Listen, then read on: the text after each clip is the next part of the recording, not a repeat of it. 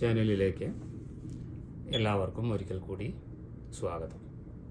ഇന്നത്തെ വീഡിയോയിൽ വളരെ പ്രധാനപ്പെട്ട ഒരു യൂസേജാണ് വില്ലിൻ്റെ പാസ്റ്റായിട്ടുള്ള വുഡ്. വില്ല് എല്ലാവർക്കും അറിയാമല്ലോ, നമ്മൾ ഫ്യൂച്ചറിലാണ് ഉപയോഗിക്കുക. ഹി വിൽ ഡു ഇറ്റ് എന്ന് പറഞ്ഞാൽ അവനത് ചെയ്യും എന്ന് തന്നെയാണ്. പക്ഷേ വുഡ് അങ്ങനെയല്ല. ഫ്യൂച്ചർ ആണെങ്കിൽ കൂടി വില്ലിൻ്റെ പാസ്റ്റ് ആയിട്ട് കൂടി അത് പാസ്റ്റിലും ഫ്യൂച്ചറിലും എല്ലാം ഉപയോഗിക്കുന്നുണ്ട്. അതുകൊണ്ട് തന്നെയാണ് അത് ഉപയോഗിക്കുമ്പോൾ പലർക്കും ഒരു ആശയക്കുഴപ്പമുണ്ടാവുന്നതും. ഒരു ഉദാഹരണം നോക്കാം. നമ്മളിതിന് കണ്ടീഷണൽ സ്റ്റേറ്റ്മെൻറ്റ്, നീ അങ്ങനെ ചെയ്തിരുന്നുവെങ്കിൽ നമ്മൾ പോകാമായിരുന്നു, നീ പറഞ്ഞിരുന്നുവെങ്കിൽ എനിക്ക് വാങ്ങാമായിരുന്നു. ഒരു കണ്ടീഷൻ ഇഫ് വെച്ചിട്ട് പറയുന്ന സ്റ്റേറ്റ്മെൻറ്റ്സ് ആണ്. If I had more time, if I had more time I would visit museum. If I had more time, I would ഉപയോഗിച്ചു, ഐ വുഡ് വിസിറ്റ് മ്യൂസിയം. എനിക്ക് കൂടുതൽ സമയം ഉണ്ടായിരുന്നുവെങ്കിൽ ഞാൻ മ്യൂസിയം വിസിറ്റ് ചെയ്യുമായിരുന്നു. ആ ഉണ്ടായിരുന്നു എങ്കിൽ ഇഫ് വെച്ചിട്ടാണ് പറയുന്നത്. കണ്ടീഷണൽ സ്റ്റേറ്റ്മെൻറ്റ് എന്നൊക്കെ അതിനെ പറയാം. അപ്പോൾ കണ്ടീഷണൽ സ്റ്റേറ്റ്മെൻറ്റിന് നമ്മൾ വുഡ് ഉപയോഗിക്കുന്നുണ്ട്. If I had more time I would visit museum. എൻ്റെ അടുത്ത് കൂടുതൽ സമയം ഉണ്ടായിരുന്നുവെങ്കിൽ മ്യൂസിയം ഞാൻ വിസിറ്റ് ചെയ്യുമായിരുന്നു. ഇനി ഇതിനെ തന്നെ, ഈ വുഡിനെ തന്നെ നമ്മൾ നല്ല മാന്യമായിട്ടുള്ള ചോദ്യം ചോദിക്കാൻ ഉപയോഗിക്കാറുണ്ട്. മാന്യമായിട്ടുള്ള ചോദ്യം, നല്ല സഭ്യമായിട്ടുള്ള ചോദ്യമാണ് വുഡ് ഉപയോഗിച്ച് ചോദിക്കുന്നത്. Would you mind moving your bag? Would you mind? വിരോധമില്ലല്ലോ, ബാഗൊന്നും നീക്കുന്നതിൽ അല്പം വിരോധമില്ലല്ലോ. വളരെ പൊളൈറ്റായിട്ടുള്ളൊരു റിക്വസ്റ്റാണ്. Would you mind moving your bag. അപ്പോൾ അങ്ങനെ ഒരു പൊളൈറ്റ് റിക്വസ്റ്റിന് നമ്മൾ വുഡ് ഉപയോഗിക്കും.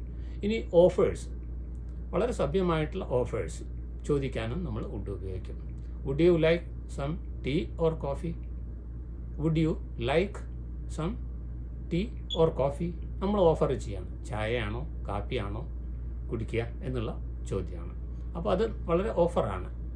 ഓഫർ ചെയ്യുമ്പോഴും നമ്മൾ വളരെ സഭ്യമായിട്ടുള്ള ഓഫർ ചെയ്യുമ്പോഴും വുഡ് ഉപയോഗിച്ചിട്ട് നമുക്ക് ചോദിക്കാൻ കഴിയും. ഇനി ഒരു സാധ്യത, പ്രോബബിലിറ്റി പറയാനും നമ്മൾ വുഡ് ഉപയോഗിക്കും. I saw a girl at the window. Who would that be? That would be his sister. I saw a girl at the window. പെൺകുട്ടീനെ ഞാൻ അതാ ജനലിൻ്റെ അവിടെ കണ്ടല്ലോ. Who would that be? To probability, ആരായിരിക്കും അത്? That would be his sister.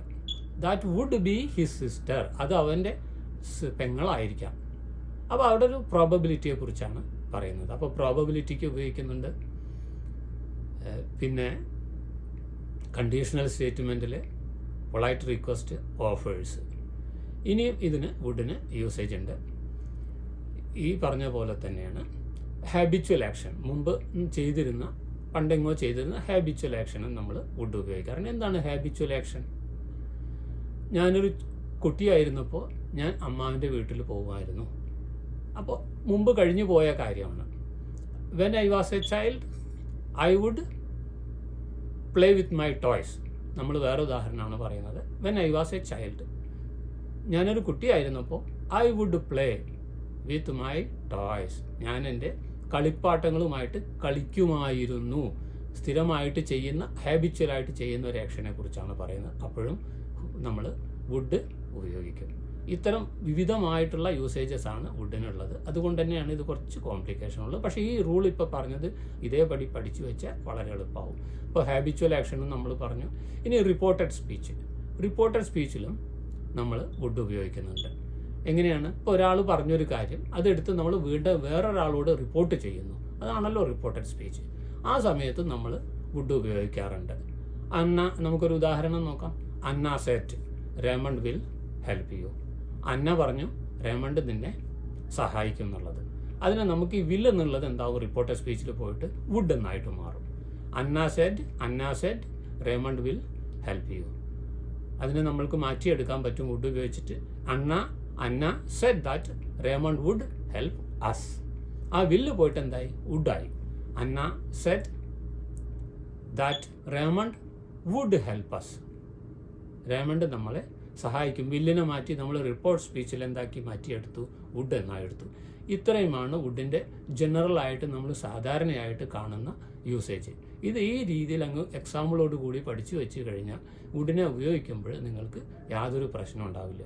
ഓർമ്മിക്കുക, will എന്നുള്ളത് ഒരു ഡിറ്റർമിനേഷനാണ്. നമ്മൾ പറയുമ്പോൾ ഹി വിൽ ഡു ഇറ്റ് എന്ന് പറഞ്ഞാൽ അവനത് ചെയ്യും, ദേ വിൽ ഡു ഇറ്റ് അവരത് ചെയ്യും എന്ന് തന്നെയാണ്. അപ്പോൾ വുഡിൻ്റെ ഈ പ്രോബബിലിറ്റി ഉണ്ട്, ഹാബിച്വൽ ആക്ഷൻ ഉണ്ട്, പൊളൈറ്റ് റിക്വസ്റ്റ് ഉണ്ട്, പൊളൈറ്റ് ആയിട്ടുള്ള ഓഫർ ഉണ്ട്, കണ്ടീഷണൽ സ്റ്റേറ്റ്മെൻറ്റ്, അതുകൂടാതെ റിപ്പോർട്ടഡ് സ്പീച്ച്.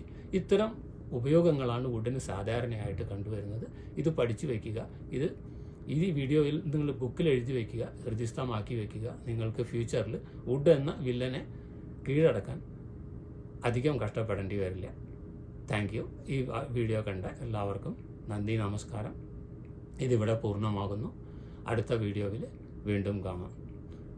ചാനൽ സബ്സ്ക്രൈബ് ചെയ്യാത്തവരാണെങ്കിൽ സബ്സ്ക്രൈബ് ചെയ്യുക. ഇഷ്ടപ്പെട്ടുവെങ്കിൽ ഷെയർ ചെയ്യാനും ലൈക്ക് ചെയ്യാനും മറക്കരുത്. അടുത്ത വീഡിയോയിൽ പുതിയൊരു ടോപ്പിക്കുമായിട്ട് വീണ്ടും കാണും. അതുവരെ എല്ലാവർക്കും നന്ദി, നമസ്കാരം.